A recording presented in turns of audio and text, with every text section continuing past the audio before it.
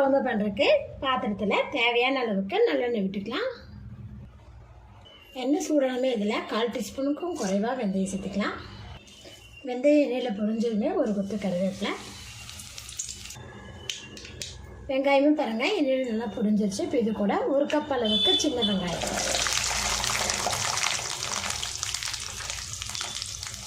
வெங்காயத்தை பார்த்திங்கன்னா ரொம்ப பொன்னிறமாக வதக்க வேணாம். இப்போ சிறிது அளவுக்கு நம்ம எண்ணெயில் வதக்கிக்கலாம்.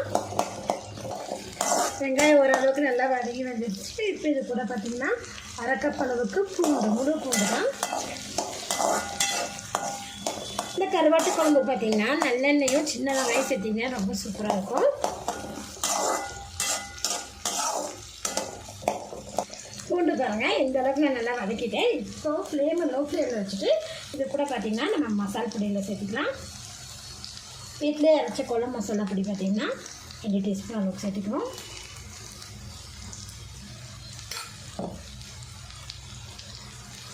சேர்த்து மசாலா பொடியெல்லாம் நல்லா மிக்ஸ் பண்ணி விட்டுருங்க. மிக்ஸ் பண்ணிவிட்டு லோ ஃப்ளேம்லேயே 1/2 நிமிஷம் இது வதக்கி விட்டுக்கலாம். இப்போ இது கூட பார்த்திங்கன்னா 2 தக்காளி பழத்தை விழுது அரைச்சி வச்சுருக்கேன். அந்த விழுது ரசிச்சிடுவேன். சரிட்டு நல்லா மிக்ஸ் பண்ணிவிட்டு லோ ஃப்ளேமில் 1 நிமிஷம் இதை மூடி போட்டு வச்சுக்கலாம்.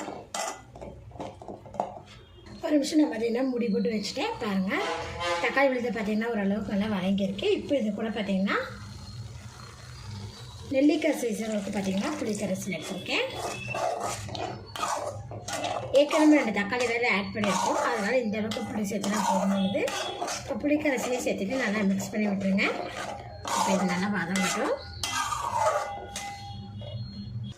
புளிக்கரைசல் பார்த்திங்கன்னா நல்லா வதங்கி பாருங்கள். எண்ணெய் பார்த்திங்கன்னா ஓரளவுக்கு மேலே வந்துட்டு இருக்கு பாருங்கள். இந்த ஸ்டேஜில் நம்ம இது கூட பார்த்திங்கன்னா 1/2 கப் அளவுக்கு நம்ம தண்ணி சேர்த்துக்கலாம். கூடவே குழம்புக்கு தேவையான அளவுக்கு உப்பு சேர்த்துட்டு இது நல்லா கலந்து விட்டுருவோம். கலந்துட்டு ஹை ஃப்ளேமில் 5 நிமிஷம் நம்ம இதை பாயில் பண்ணிக்கலாம். அப்போ தான் மசாலா பார்த்திங்கன்னா நல்லா வேகணும்.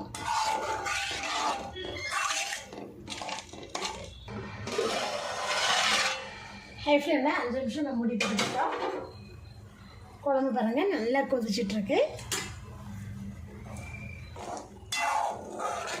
இப்போ இது கூட பார்த்திங்கன்னா நெச்சி கருவாடு 50 கிராம் அளவுக்கு பார்த்திங்கன்னா சுடுதண்ணியில் 10 நிமிஷத்துக்கு முன்னாடியே போட்டு பாருங்கள் நல்லா சுத்தமாக தரையெல்லாம் எடுத்துகிட்டு நல்லா சுத்தமாக கழுவிருக்கோம்.